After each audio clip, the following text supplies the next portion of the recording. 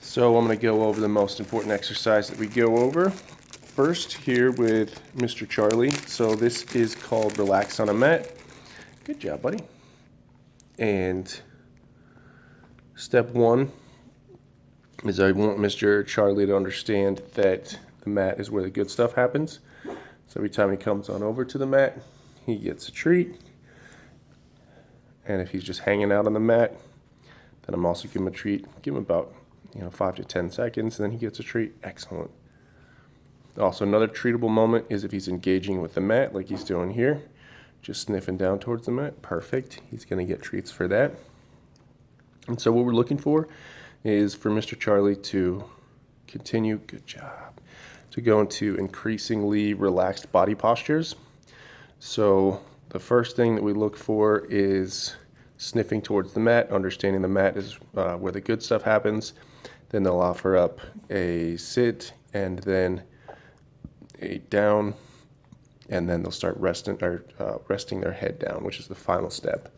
And we'll usually just start engaging with the mat in between all those different steps, just sniffing down towards the mat, becoming less concerned with everything else that's going on around him. So another thing to take mention of, good job, bud, is during this exercise, this is a 100% command-free exercise. I'm never going to say anything during this. I'm just going to be totally silent. Good job. And just let Charlie know he's doing the right thing by giving him a treat every time. Good job, buddy. You're doing great. Yeah.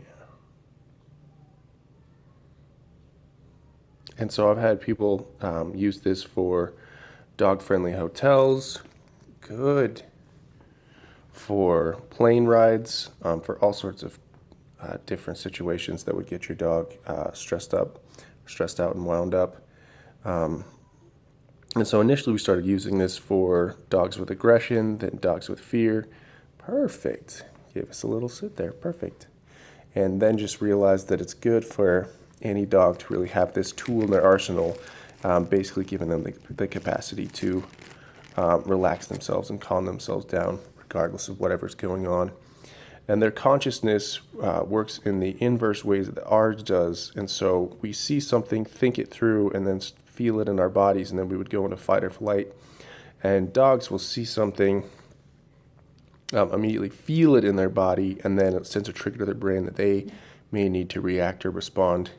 And so if their body and their muscles are completely relaxed and they're in a really relaxed body position, then perfect. Whatever's going on around them is going to be perceived as A-okay. You are too sweet, buddy.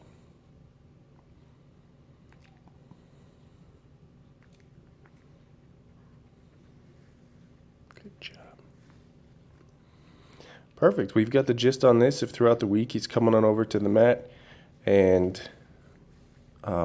sniffing down towards the mat, giving you a sit there, that is perfect. If he starts sniffing down towards the mat and gives you a down, even better.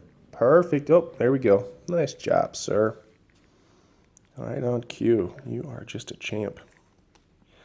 So just one last tip on this, or a bit of information that, we can easily just, train him through this, tell him to do the mat, sit down, and it is not as impactful as letting him work this through on his own accord. That's really what makes it so empowering for him, is the fact that he's working through this 100% on his own. So very good, Mr. Charlie. Perfect. Let's keep working on this. Nice work, sir.